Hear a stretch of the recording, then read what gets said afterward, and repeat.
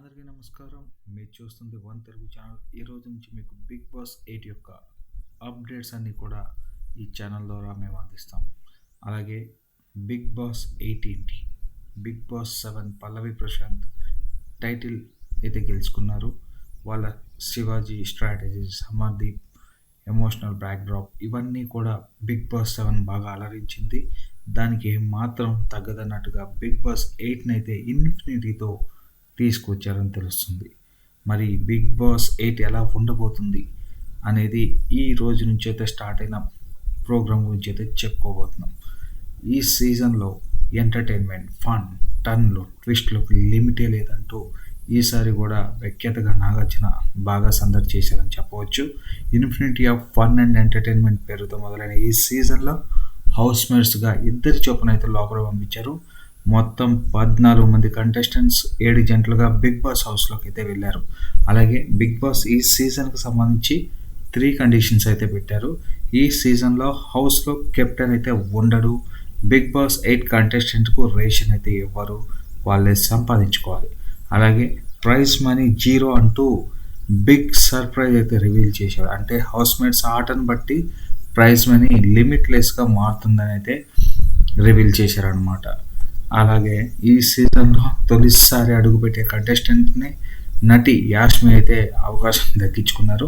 ఈమె బుల్లితెరపై సీరియల్స్ ద్వారా తెలుగు ప్రేక్షకులకు చాలా సుపరిచితమే.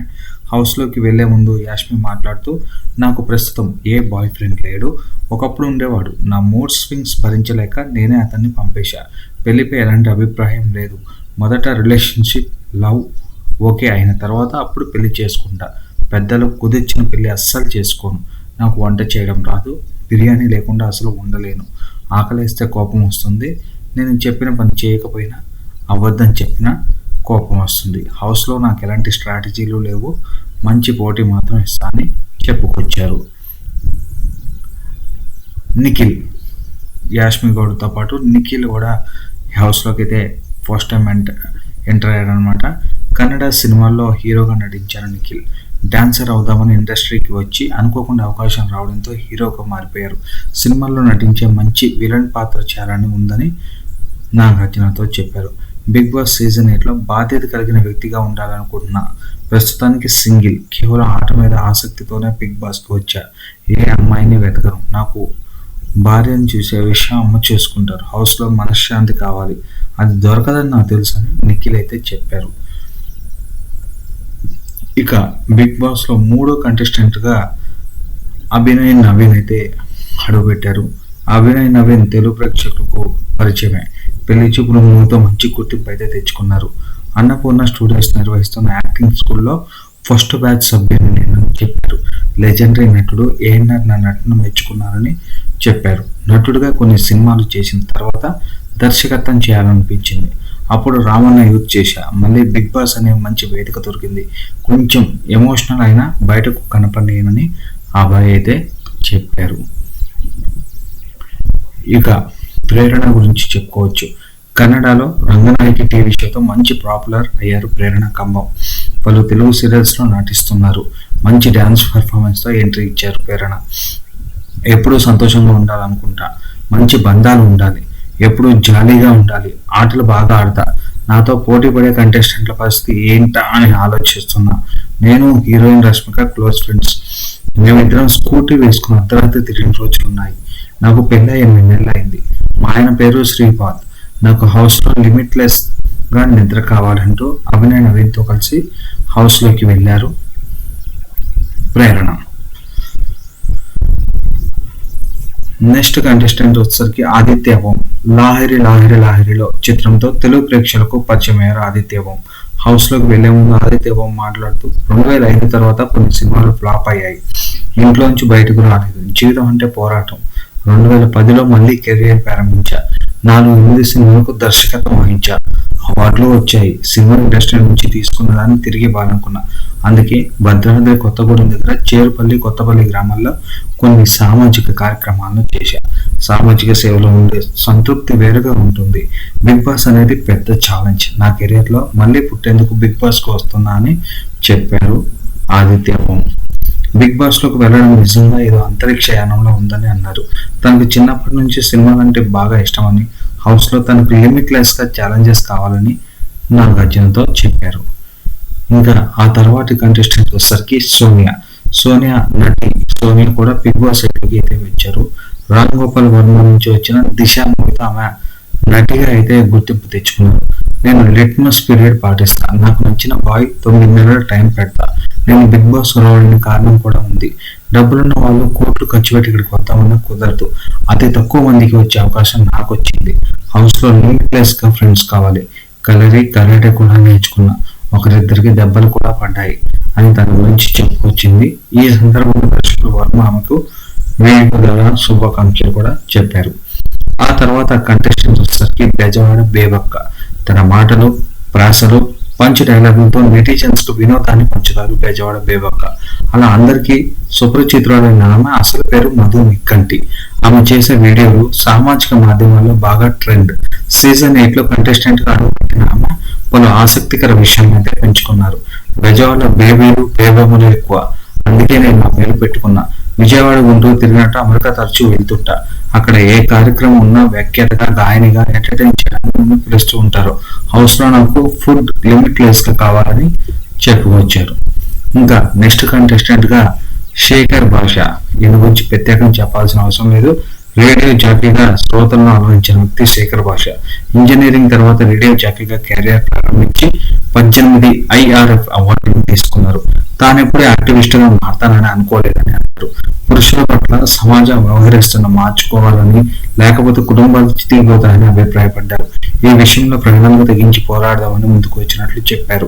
ఈ సీజన్ లో అసలు శిశురైన శేఖర్ భాషను బిగ్ బాస్ లో చూడబోతున్నారంటూ వేదికపైకి వచ్చారు.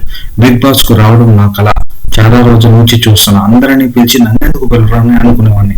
బిగ్ బాస్ లోనూ నా స్పందన తెలియజేస్తా. హౌస్ లో నన్ను ఫ్రెండ్స్ గా చూస్తే పర్వాలేదు, శత్రువుగా చూస్తే బిగ్ బాస్ టైటిల్ నేనే పట్టుకుపోతా అని శేఖర్ అయితే చాలా కాన్ఫిడెంట్ గా అయితే చెప్పుకొచ్చారు. ఇంకా నెక్స్ట్ కంటెస్టెంట్ గా కిరాక్ సీత అయితే వెళ్ళారు. బేబీ మూవీతో తెలుగు ప్రేక్షకుల్లో మంచి గుర్తింపు తెచ్చుకున్నట్టు కిరాక్ సీత బిగ్ బాస్ సీజన్ 8 లో అడుగు పెట్టారు. కిరాక్ నా పేరు, నా పర్సనాలిటీ కూడా. వచ్చిన అవకాశాన్ని అందిపుచ్చుకుంటూ వచ్చా. నాకు ఏం చేయాలని సర్చ్ చేస్తూ వచ్చా. చాలా పాత్రలు చేశా. బేబీలో నిజమైన క్యారెక్టర్ అని అనుకుంటున్నాను. ఒక నటిగా చాలా సంతోషంగా ఫీల్ అయ్యా. అయితే వ్యక్తిగతంగానూ నన్ను అవమానించారు.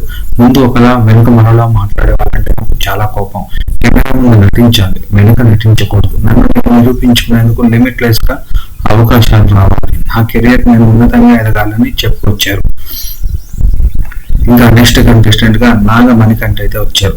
తను కోల్పోయిన గౌరవాన్ని మళ్ళీ పొందడానికి బిగ్ బాస్ షోకు వచ్చినట్లు నాగమణికంఠ తెలిపాడు. సామాన్యుడిగా సీజన్ 8 లో అడుగుపెట్టినట్లు మణికంఠ నేపథ్యం చూస్తే బాగా అర్థమవుతుంది. ఎమోషనల్ నేపథ్యం అనమాట.